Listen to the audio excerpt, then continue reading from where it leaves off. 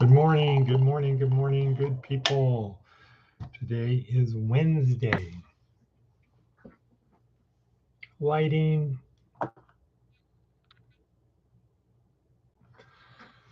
Today is Wednesday, June 4th, 2025.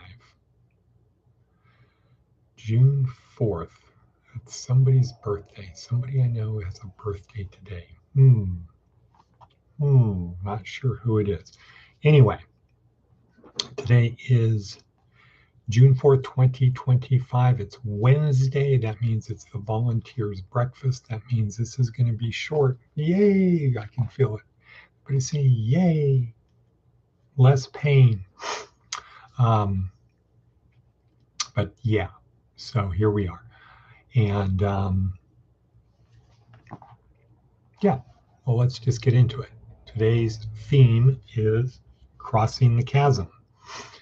The name of a book by Jeffrey Moore, very popular book in the 90s, early 2000. Was must reading for our people who wanted to get ahead.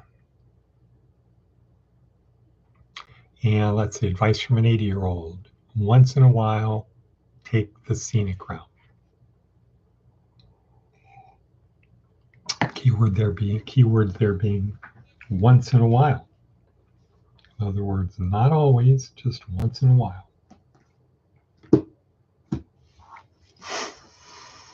And let's see.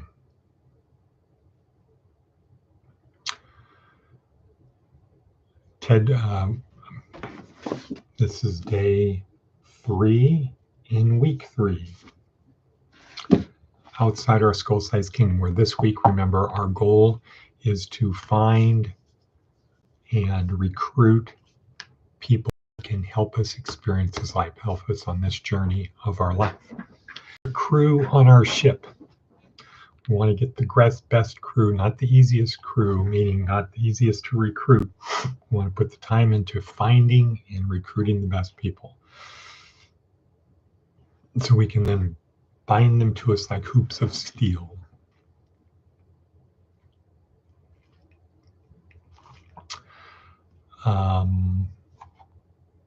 And we started the week with David Logan talking about tribes, meaning people, groups of people that have the same things in common. It could be your church tribe, your sporting team tribe, your kids tribe,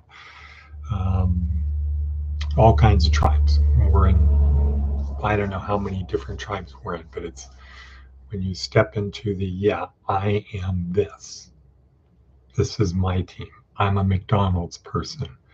I'm a Adidas shoe person. I'm, whatever it is, that's your tribe. We have many, many, many tribes. So David Logan said the thing about your tribe is you want to become a leader to get people to follow you. Join a tribe, nudge it forward. So join a tribe that's people who are like you, have similar beliefs in this situation, and then nudge it forward, help it get a little bit better, help it move forward on the path. And then yesterday, we learned, what's Seth Godin's 4-step formula for nudging people along. He said, first of all, you got to find something to change. Because if you don't change anything, you can't lead. You can't nudge people forward. Secondly, tell a compelling story. Third, connect the true believers. And as importantly, ignore the non-true believers. And then 4, lead them. And the key thing there is action. Take active steps, not passive. Not, okay, guys, we've got the boat. What do you think we should do now? Or, I don't know, it looks really bad out there. Lead them. So today is Simon Sinek talking about how to tell a compelling story. How to tell a compelling story. And it's pretty simple. You can tell a story about what you're going to do. You can tell a story about how you're going to do it. You can tell a story about why you're going to do it. And or a combination thereof. Simon Sinek makes it clear. The compelling story is about why we are going to change the status quo, why we should join you. And his simple reason is because people don't buy what you do, they buy why you do it. You want me to follow you? Well, why are we doing this? And unfortunately, too many people focus on the how we're going to do it, what we're going to do. Join me, here's what we're going to do. Okay, well, then they get lost in the confusion. So it's more of a, not more of, it needs to be why. Join me because this is important. This is what we stand for. This is what we believe in. That's the message from Simon Sinek. People don't buy what you do, they buy why you do it. Because it's the right thing. Whatever. Because we're going to make a lot of money. We're going to get those guys.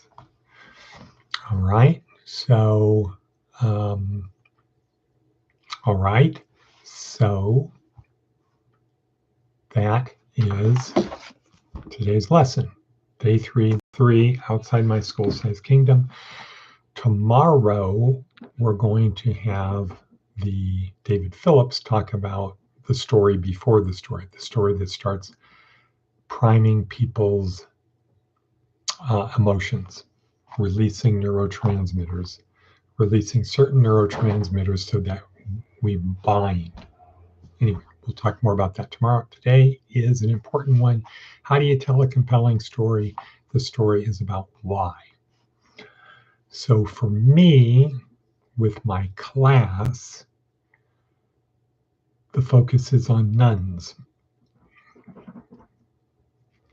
And the question is, why do we want to get nuns back in church?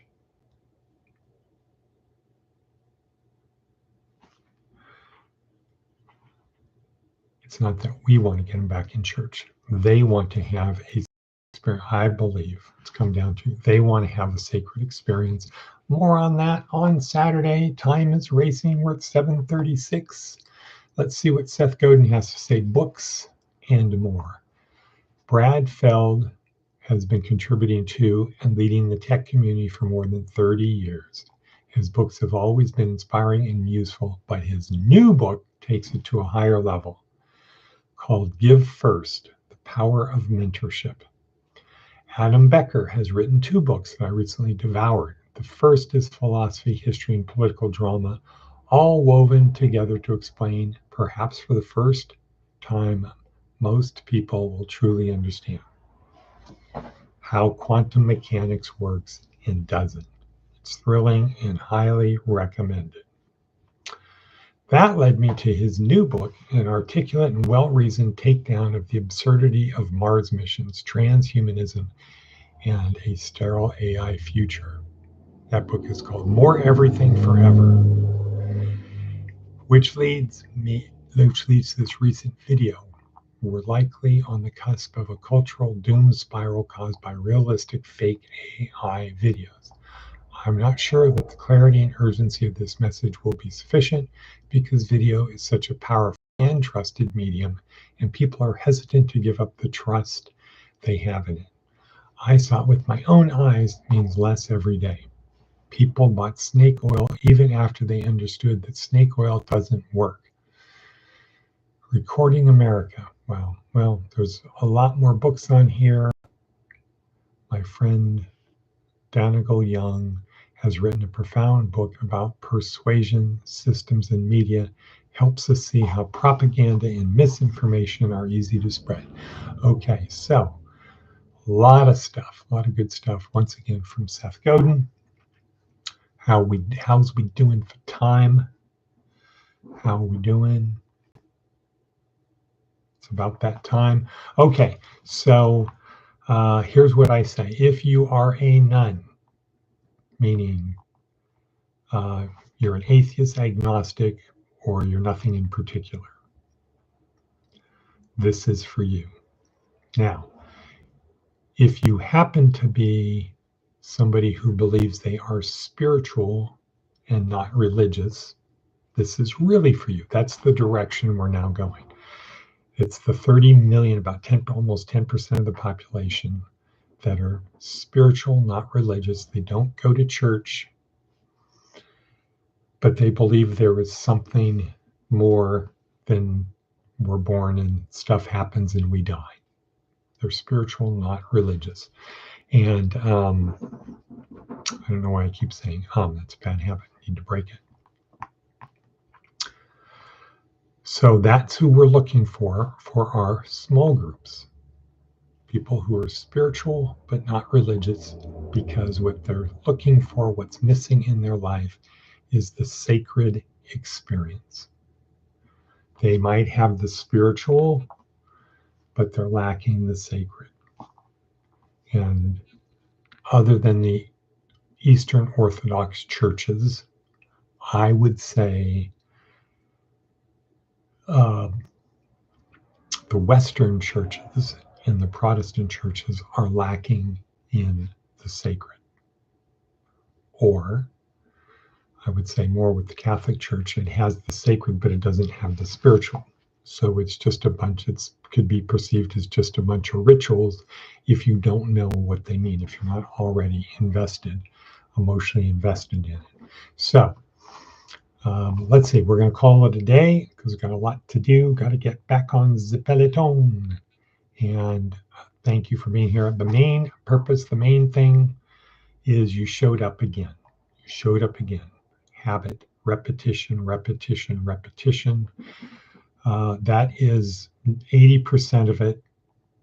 And the other 40% is perhaps there's something of value. There's a nugget of value. And in the worksheet, there's a lot of good stuff. Darren Hardy today, it's very good.